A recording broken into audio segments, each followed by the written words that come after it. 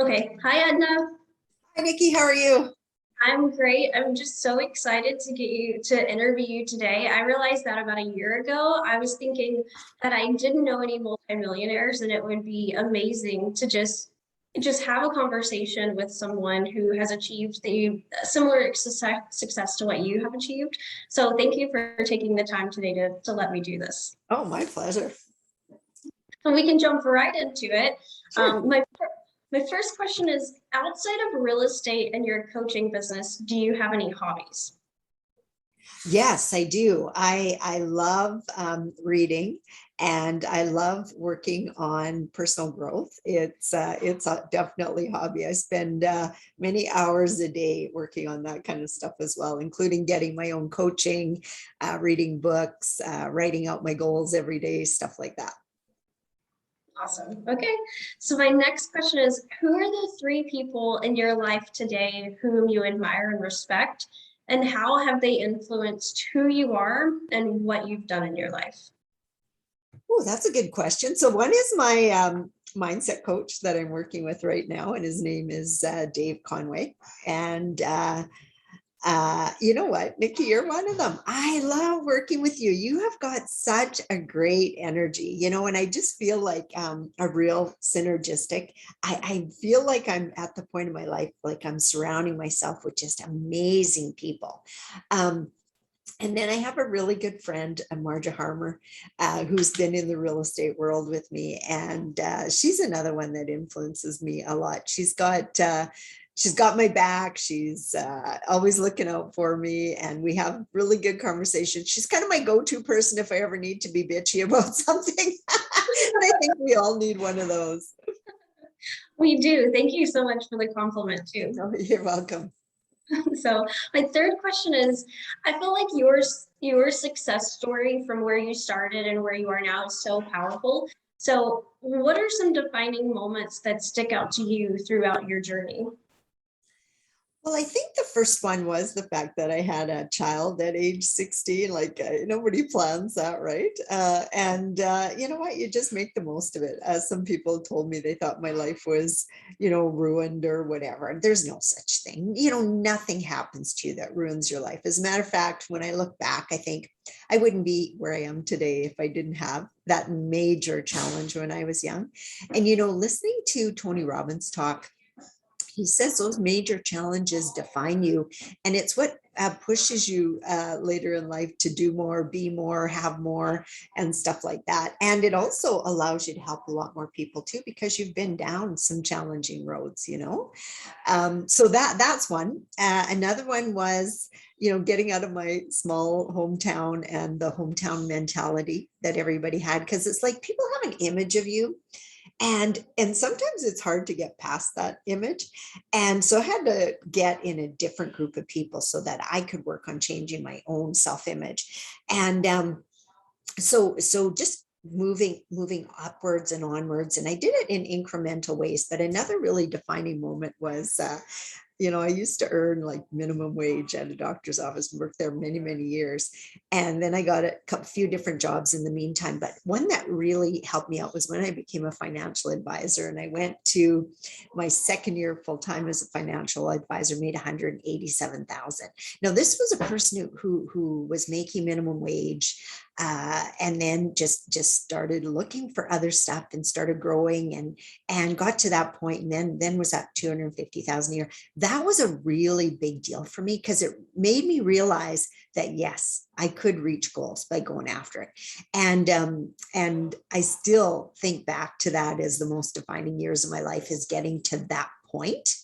And then getting into real estate was the third one.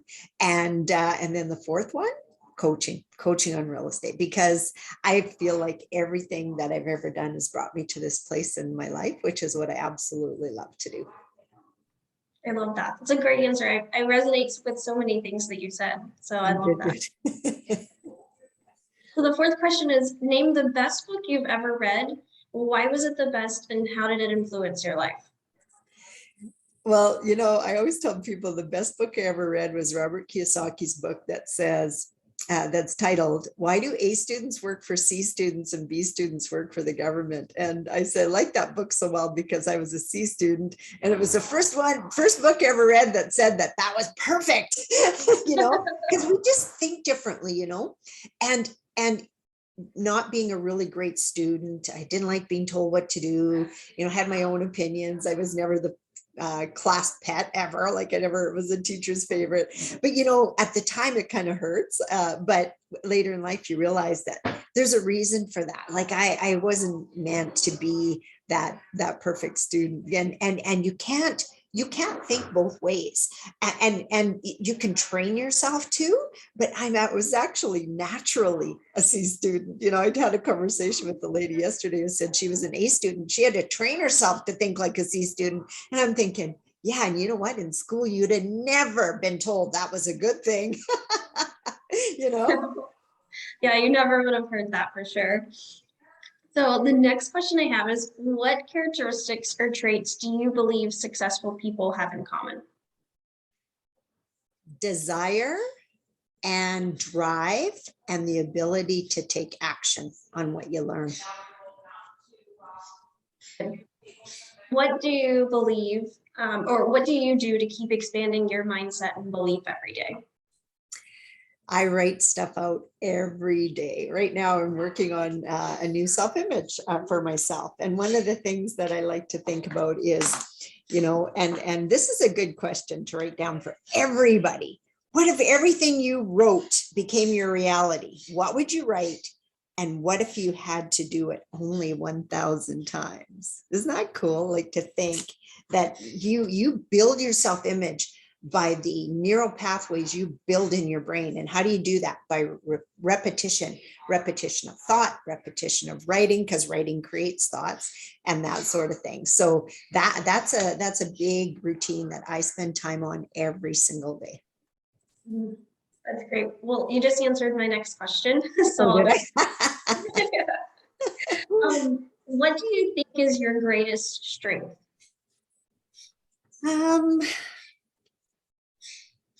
You know what? I think just that I have a belief and a faith that everything is always going to work out for me.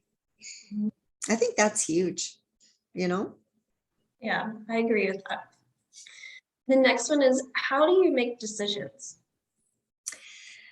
Usually gut, and gut a lot of times comes, or like an intuition comes from past knowledge. So it's not like, I'll say, if I'm introduced to something entirely new, first of all, I got to have an interest in it. I delete a lot of stuff because I get sent a lot of stuff, and it's just, no, I don't even want to read it. Like, there's no interest there. So there's got to be an interest first and foremost. And then I love to be sold into stuff. I love to be told why it's a benefit to work with certain people and different stuff like that, what I'm going to benefit, what I'm going to get out of it. And then I usually make my decisions very quickly usually.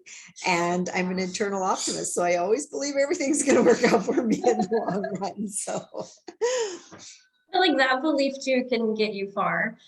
Just being optimistic on the decisions that you've made and trusting yourself. Yeah. Okay. The next one is, what brings you the most joy? I absolutely love seeing my students hit their goals, and not just my students, but everyone around me, you, Priyank, my kids, like, I just love seeing people hit their goals. And I love to feel like I played a small part in that, because I believe we do it on our own, with just a little bit of guidance from different people. You ultimately, it's your responsibility to take you where you are, but to help out people a little bit, and to get that appreciation and just the feeling that kind of help there. I love that feeling. I absolutely love that feeling.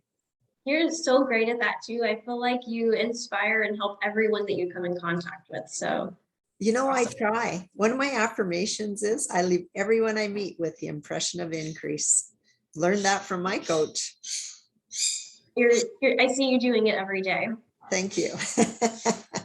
That means a lot, because lots of times you work and work and work at stuff, and you don't always see your results. So it's nice to see when people notice that, Mm-hmm. Sure. My next question is, what has been your greatest struggle and your greatest success? Greatest struggle. Well, I would say my greatest success is being at the time and money freedom place in my life where I really just get to choose what I do every single day. Like I don't do anything I don't like to do, like nothing. I don't do housekeeping. I don't clean my own car. Hell, 3/4 of the time I don't even put gas in my own car. Different stuff like that. I remember being in fights with my sister over the years about doing dishes. You know what? I don't ever have to do dishes. I hate doing dishes. I hate cleaning my house. And I have people that do that. And now that, I'm growing and expanding, I have people like you to help me every single day. I have people like Priyank to help me every single day. Like that is real freedom when you can get stuff done and you don't have to do it. Like I love doing what I love to do, but man, it would be like pulling teeth if I had to do what Priyank does, like even come and get me all set up, try to work a Facebook Live. It's like, I just get frustrated. It's like, this isn't working. Help me. But I got people who will help me. And then if it doesn't work, we just go to plan B, like today, recording, right? And I'm good with all that kind of stuff. But in dealing with technology, and a lot of that day-to-day stuff that has to happen in order to get to this level, that's freedom. That is total freedom.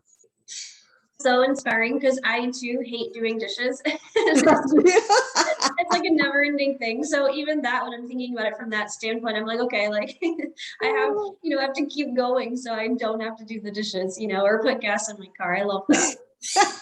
Well, sometimes we eat on paper plates at the cottage all the time. And every once in a while, if we got a whole bunch of paper plates at home, I'll put those on the table. My husband goes like, why are we eating off paper plates? I go, you want to do dishes? I've done that too before. I've just kept paper plates so I don't have to do the dishes. I've done the exact same thing. Well, you know what? A lot of people would think we're crazy. Like my sister would just think, oh, you're just crazy to even think that way. But yeah, I think it's logical. Awesome. So my next question is, I've heard you say that you wanted to learn how to be rich. So what were you taught about money growing up, and how did you learn to become rich? That's a really good question. So we never really talked about money in our household. It was never really an issue. Like we always had nice clothes for school. We always had food. I'd hear my mom and dad with bills, sometimes, but it was never like a day-to-day challenge. But we'd hear things like, money, you'd ask for something maybe more expensive. Well, money doesn't grow on trees, so you'd hear different things like that. And you got to work hard to make money. But, one thing that kind of always resonated with me as a young person, and I don't know if how this even came about in a conversation, but my mother said to me one time, she goes, oh, never marry for money. You will earn every cent. And I thought, oh, interesting. And you know what? I don't want anybody telling me what to do because they're the money earner and the power influence. And that always stuck in my mind. Like I love the fact that I always, well, not always, but was making good money. I loved being the one in my friend group because I started working when I was 14 that had the money. Like right from early, I loved having money, money in my pocket. I could buy the beer, could buy the French fries, whatever. And how I learned how to get rich is, first of all, I decided, which is a big thing because like I was told many, many times, you got to learn to live within your means, because I would spend a little too much on credit cards. I buy a new car when people think should buy a used car, stuff like that. And I thought to myself, you know what, if I got to learn something, I want to learn how to be rich, not learn how to live within my means. Do you know that there's people out there that teach people how to live frugally? They teach people how to clip coupons and find the bargains. And you know what? I never, ever liked that. Ever.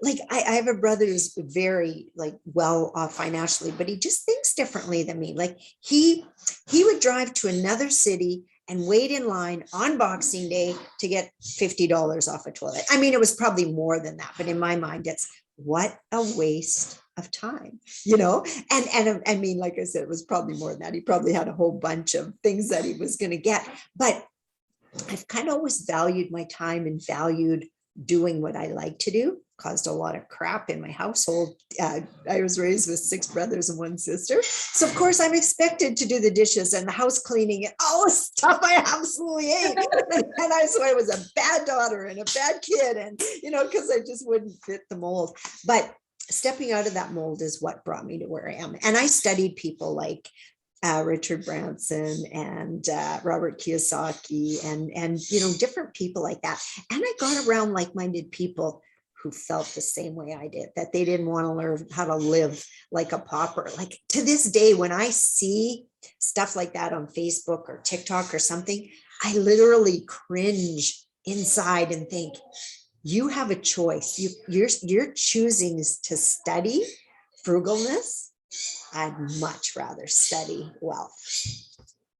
100%. I love that. That even sticks out to me too, because I think it was even your mentor say that even when you're at the grocery store, you let your paradigms make your decisions. So even if it's like a 20-cent difference on the can of beans that you're buying, you'll go, your paradigm will determine that. So anytime I catch myself doing that, I'm like, I always grab the most expensive one just to start doing that. Yeah, good for you. And you know what? That's what we have to do. We have to fight those old paradigms every day, don't we? Me too. So I know we have just a few more minutes left, so I'll ask you my last question. Sure. What would you like to be remembered for ultimately? One time I was in part of a mentoring class, and they said, state your life in 6 words, I think is what it was. And I thought, oh, that is so cool. So I came up with, she said she was going to, and she did. Now, I can't remember if that's 6 words, so it might have been worded a little bit differently, because I think it was, what would be your epitaph? She said she would, she did, or something like that. And so that's the part I'd like to be remembered as, because you know what, like I'm not an A student. I'm not like great at everything. I've got all kinds of, downsides, but to focus on the upsides, the parts that you like about me and all that kind of stuff. That's how I'd like to be remembered. And one more thing, years ago, I worked with a manager, and he made a comment to the effect of, I like me best when I'm with you. And I thought, I'm going to adopt that. I want people to think and say, I liked me best when I was with Edna. Mm-hmm. I love that. It's perfect. Well, thank you so much for this. It's been so enlightening. I feel even more connected to you. It's so great. Awesome. So it's amazing. Your story is incredible. And I know that that's something that really sticks out to anyone who hears your story or meets you. So I'm just super grateful every day to even be in your presence. So thank you. Well, and I'm grateful for you too. So and that was very wonderful. Like, I love the questions you brought up. They were really, really good. You made me think, and you brought up the best in me, Nikki. That's awesome. Okay, thanks again. I hope everyone gets good value from this. Me too. Thank you. Bye for now. Bye.